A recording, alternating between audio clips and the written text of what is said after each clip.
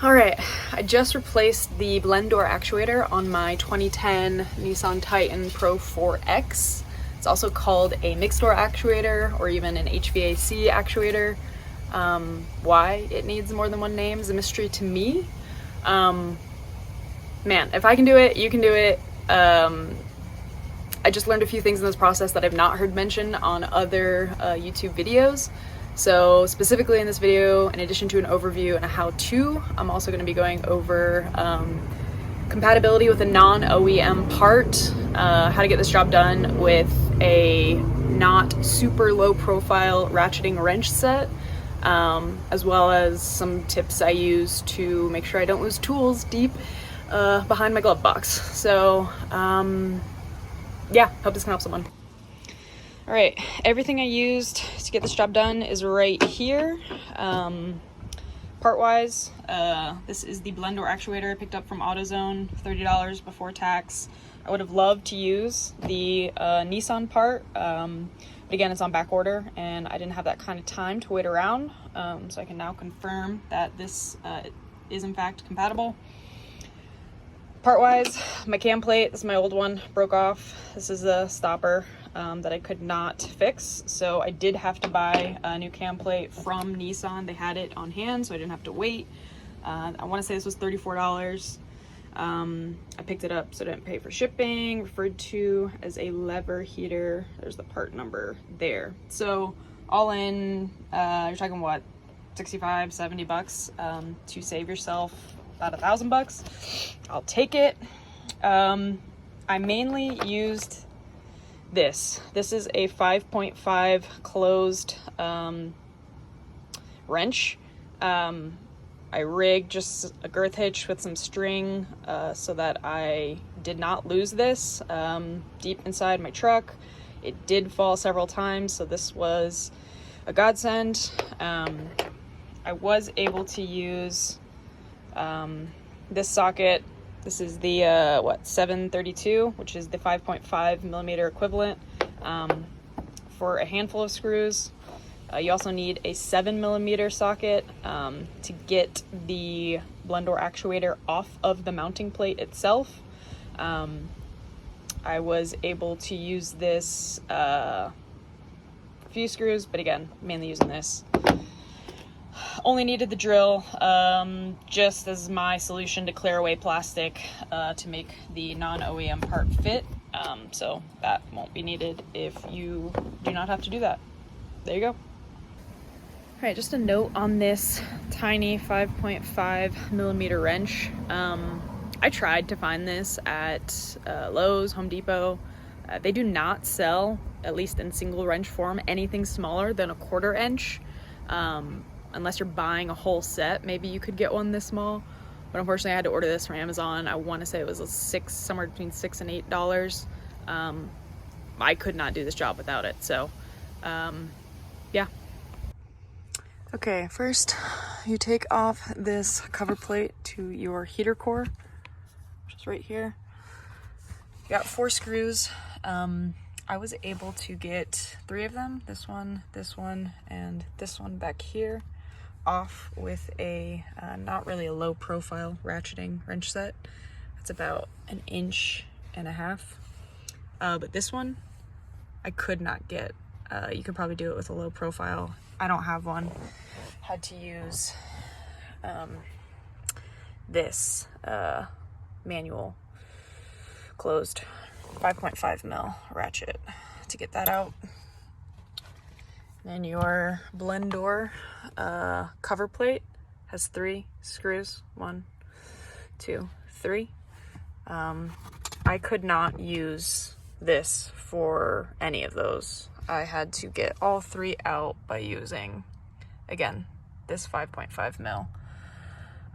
Very delicate. I was able to get 2 hands in there and use one finger to locate the head and insert this, and the other hand to slowly do this movement.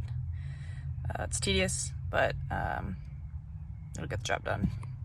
So I'm gonna see if this AutoZone similar part will do the trick. This is what I got from AutoZone. This is the new one. This is the bad one. This is the part number from AutoZone. Just go in there, say 604-970. Upon first glance, they're pretty similar. We do have a thickness discrepancy, which I'm interested to see. Can't really prop that up. It's kind of hard to tell, but the one from AutoZone is a bit thicker, as well as this gear appears to be a little bit more loose than my bad one. So again, interested to see how that plays into longevity. It was just shy of fitting into the plate. So this is the plate that it comes on. As you can see, my solution was to take a drill bit and drill the hell out of it to make enough space for clearance for the new blend door actuator. I'll show you what it looked like with the bad one. This is the OEM part, how it looks. You can see there's plenty of space. There's no issue. With the new one, however, I had to whittle away just enough up here to align the holes. So I just needed to remove that plastic, again, drill bit, and you know, some of that stuff. Same orientation, again, slightly thicker. We'll see how it goes. Once I get, you know, a new plate and want to put this back in, again, this is the orientation. It will go in this way. But in order to fit it in, this cam plate needs to be in this position.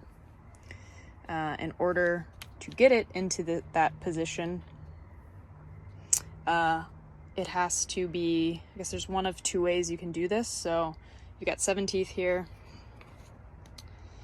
and you got that bald spot, which matches, oh my gosh, with this bald spot. You can either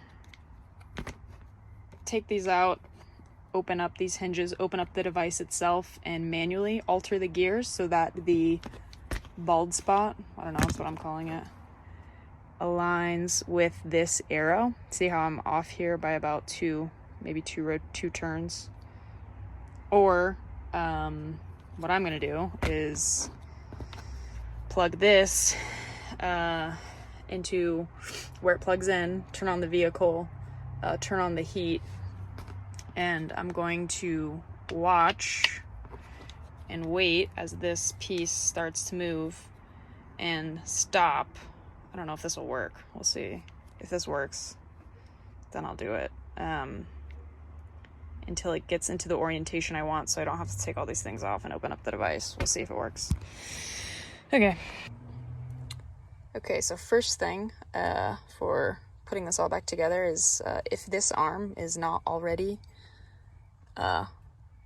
inside, you need to go ahead and place this in, fit it on its housing, ensure that this space is fed through, there's a black tab that will go through this open space, and the black tab is connected to a mechanism that essentially just moves like this. Right. Okay, so step one, you're putting this in, you're making sure that the black tab fits through here. Step two is putting in the cam plate itself. So again, using your finger to find the home for this. Once you get this middle part set in, you need to ensure that this white tab feeds through. It's going to sit right about here with this orientation. So you've already made sure that black tab is feeding through here, and then you're putting this in, you're making sure that this is feeding through here. Now there's one more point of contact you need to ensure is fit. There is another black tab on the floor with the tab sticking up.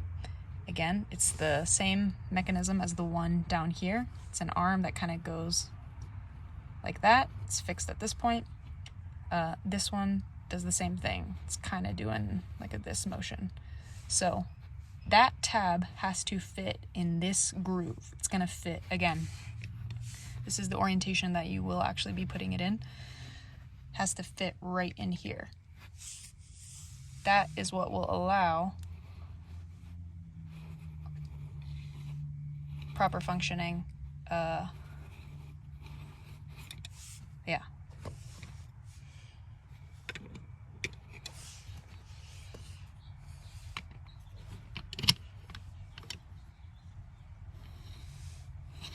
That's what it'll look like. All right, an update on this broken cam plate. I tried to super glue with Gorilla Glue this triangle stopper. I used this original Gorilla Glue, tried to apply a thin layer and let it cure well over 24 hours under pressure. Seemed pretty sturdy, but I mean, upon the first time that I set this into the holder, it totally broke off. So I don't know, maybe there's a glue out there that works. Maybe this isn't the best glue, but I'm just gonna have to buy the part, which I will put in the description. Wait a few days till it's ready to pick up. All right, I just want to point something out. This is the Cobalt right angle bit driver set from Lowe's. Someone else requested or mentioned getting for this job. The problem is, I didn't think it was helpful at all. So this is my ratcheting wrench set. The problem is this is about 1.5 inches, and you need basically 1 inch to get in there. Although this, bit driver set is on the onset much more low profile, by the time you get the bit in there and the socket, it's roughly the same space we're talking about here. Okay. Okay, here we go. By the time you get this bit and the socket in there, look, it's actually kind of hard to see, but it's the exact same. So this purchase was a waste of my time. Maybe it'll be useful for other jobs. It's also loose. You could put electrical tape in there to hold that bit in, but this honestly kind of seemed like a nightmare. So we'll be returning this. Just an FYI. All right, another quick tip that helped me get the very far, way up in there, 5.5 mil screw, the third hardest one to get on the mounting plate that the blend door actuator is connected to. I had this string, leftover string. Just gonna do a simple girth hitch. Again, I don't have a low profile wrench, so this is what I'm using. It's so tight in there that I can only, the fact that I even got the screw to stand upright is kind of remarkable. I'm so terrified of dropping this. I'm gonna make just a little connection point to my wrist. So super simple, just pull it like this, nice and tight. Put this around your wrist, and now you don't have to worry about dropping it.